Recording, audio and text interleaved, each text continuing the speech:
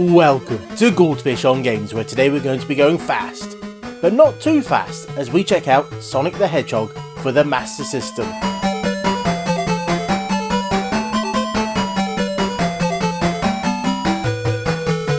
Sonic the Hedgehog was not developed by Sega directly, but instead was done by Ancient and was released in 1991 for both the Master System and the Game Gear.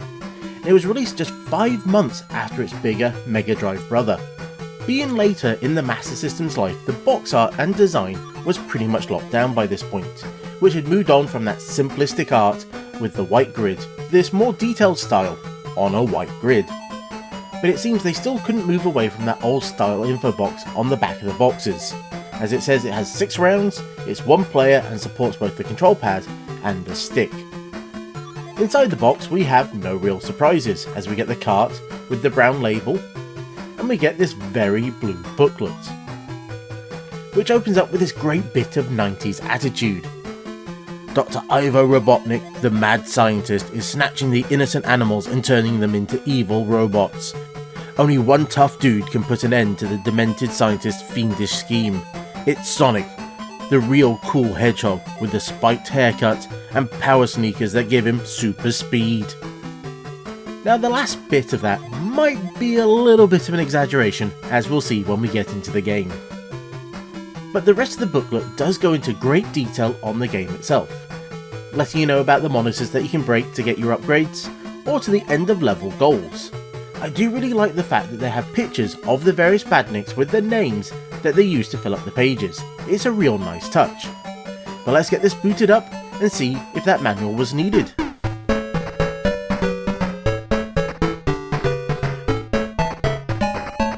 On boot you get this very basic title screen, just a little bit of animation and that intro sting.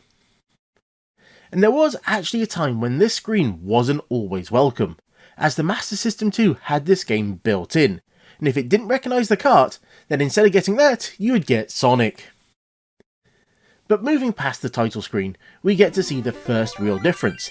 This game has a map screen, and it will chart your progress from the bottom of the screen all the way up to the top. I don't think any other 2D Sonic game has this, so it's actually quite cool.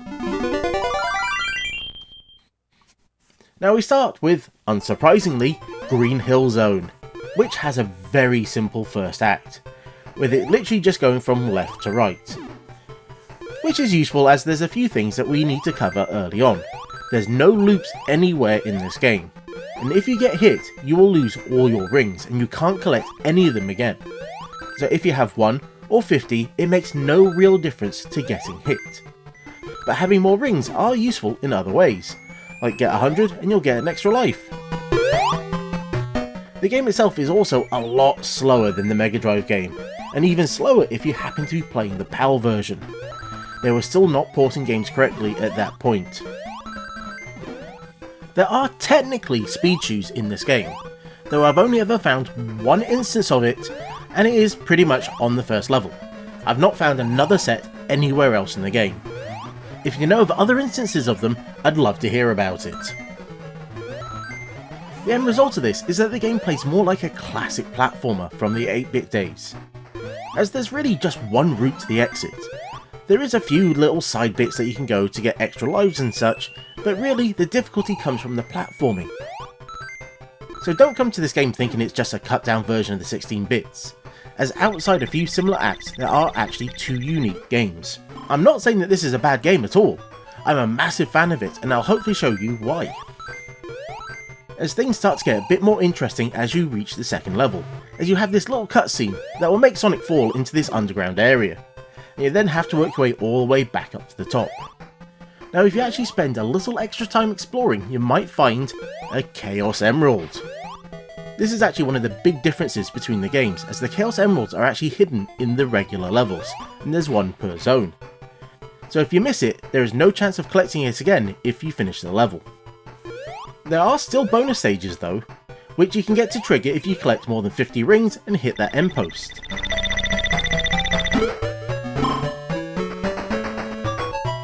Now these actually act more like a little pinball game where you get bounced around all the time, and it even has some flippers.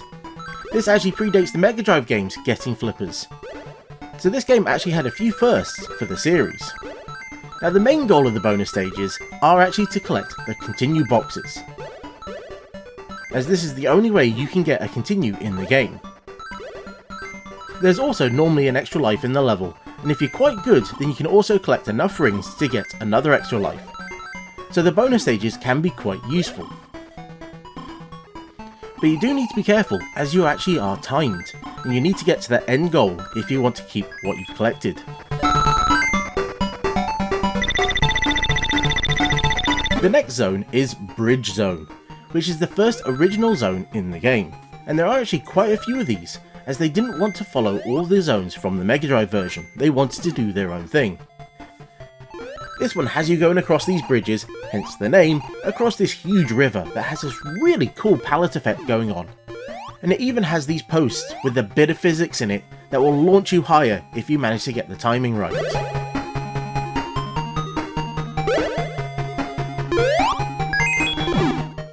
This zone also has the one and only auto-scroller.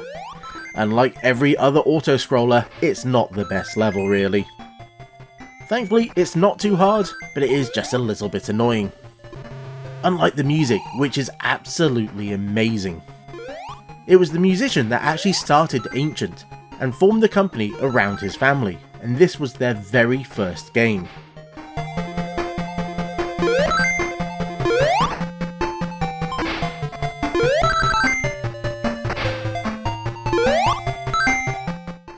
Overall, the soundtrack to this game is absolutely amazing. Even the slower PAL soundtrack sounds great.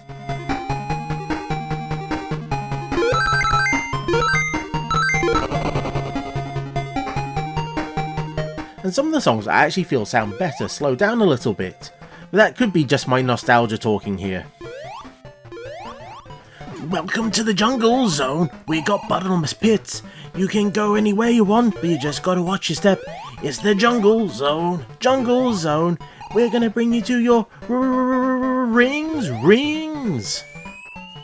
That's right, we've got another unique zone, and one where I feel that Sonic for the Master System really hits its stride. The levels look lovely, there's some great music going on, and it has a bunch of its own ideas. Like having to use these logs to get to the Chaos Emerald, or the second level that is actually quite unique. As it's vertical, you have to make your way from the very bottom all the way to the top. And what makes it unique and much more difficult is the fact that it will only scroll up. If you fall off a ledge and touch the bottom of the screen, it's instant death. There's no buffer zone here. As soon as you walk off the screen, that item is gone. That is unless you're playing the Game Gear version, which was made a little bit easier by allowing you to go down. It's one of the number of changes that were made between the two versions, and we'll talk about the rest of them a little bit later on.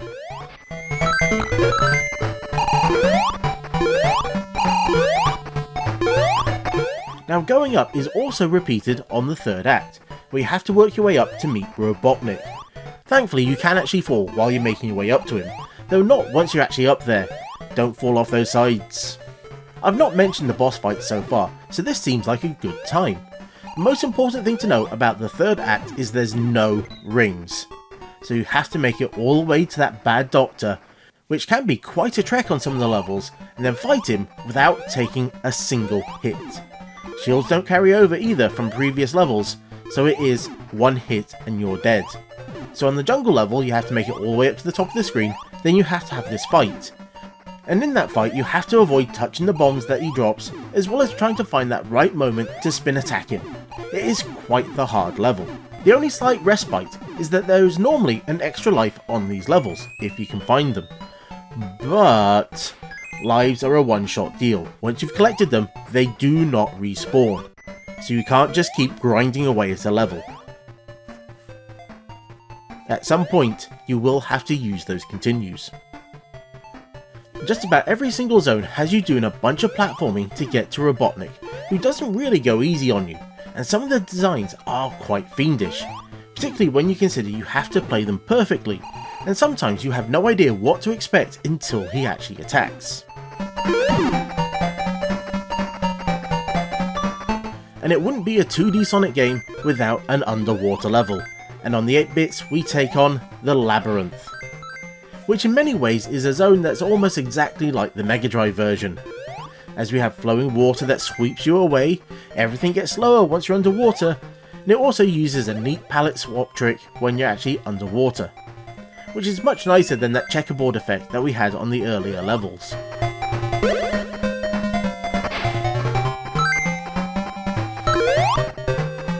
Thankfully, on these larger levels there are actually these mid-stage checkpoints, which you can trigger by just hitting a box with an arrow on it. There's no fancy animated poles here, they just reuse the boxes from the power-ups. And we do actually have a few power-ups in this game. We have the shield, which allows you to take an extra hit just like the original. There's ring boxes that give you 10 more rings. There's that one instance of a speed shoes that we mentioned earlier, and there's also the invincibility. There are no new ones added, but there is also none taken away.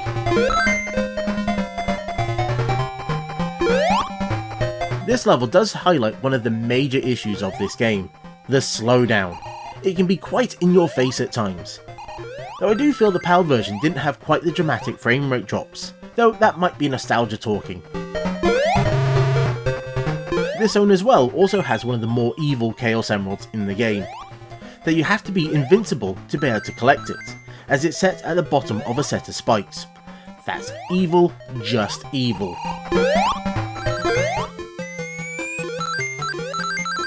As mentioned earlier, there were some differences between the Game Gear and the Master System versions. Surprisingly, they actually worked on the Game Gear version first, as that was seen as the more important platform as it was going to be more worldwide. But due to the similarity between the hardware and the fact that the SMS was still doing well in places like Europe, making another version seemed like a no-brainer. As the Game Gear actually had a greater selection of colours, more so than the Mega Drive in fact, the colour choices were changed, and some of the sprites were made a bit smaller due to the resolution. Most of the levels pretty much stayed the same, though Labyrinth Zone did get a few more changes than the rest. Though there weren't really enough changes to make you say you should play both the SMS and the Game Gear versions. But if you played and enjoyed the Mega Drive game, then trying either of the 8-bit versions would definitely be worth it. And as we continue on with the game, we reach Scrap Brain Zone, which is very similar to Labyrinth, with its far more complex level layouts that you have to navigate, though thankfully you don't have to deal with the water anymore. But what does show up are teleporters and doorways. Teleporters move you around the current map, where doorways will change the map itself. The environmental obstacles also increase, as you have to deal with these long ramps and conveyor belts, some of which will tease you with extra lives that you might miss if you're not fast enough.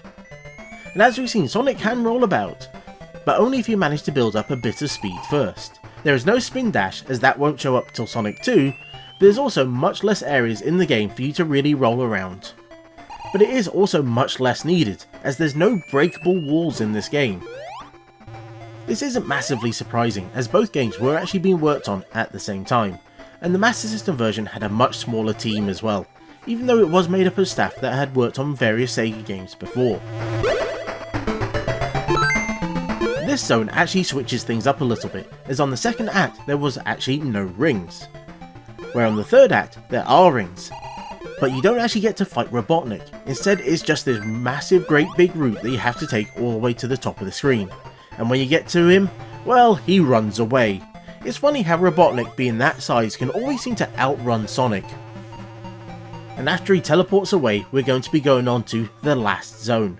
Now I do have to give a quick warning, as the next act does have some flashing screens. So please, if you do have problems, please skip forward. And when we finally reach Sky Base Zone, we're on to one of the best and probably one of the more atmospheric levels in a Sonic game. As before you can get to the airship, you need to make it across this scaffolding first, which is set at night, while there's a lightning storm going on all around you, which has this really sweet palette effect going on, as you just get these flashes of what it would look like at daytime. It is really quite sweet. And as a kid, I used to imagine that there was rain lashing down as well to complement the whole setup.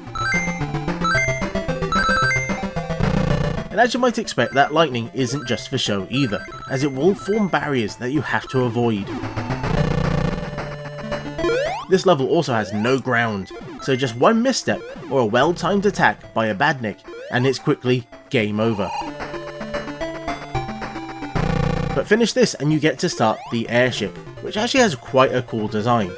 And it also has one of the longest and most well hidden routes to getting the Chaos Emeralds, as at the very start of the level you have to jump off and land on this flying platform, and after carefully making your way across these other floating platforms, you slowly, very slowly, make it to the front of the airship, where you can finally grab that last emerald. So normally you'd platform your way all around the level and come down this chain, at which point you'd see that emerald if you didn't know how to get to it. That's quite nasty.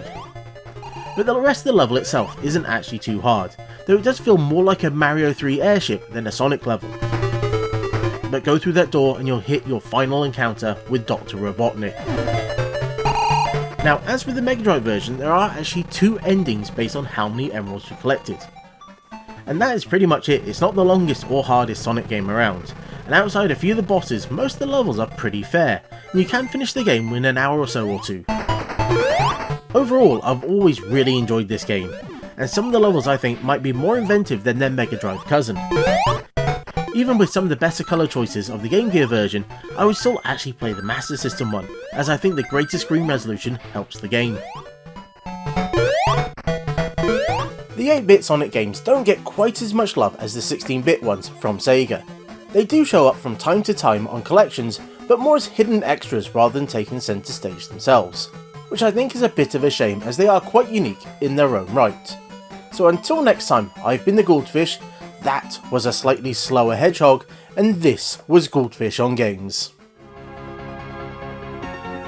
Thank you for watching my video. I do hope you enjoyed it, and if you did, you can let me know down in the comments, or you can use those buttons just below. You know the ones I mean. Or if you're not sure yet, then you can check out 2 other videos that I've done that are on the screen right now.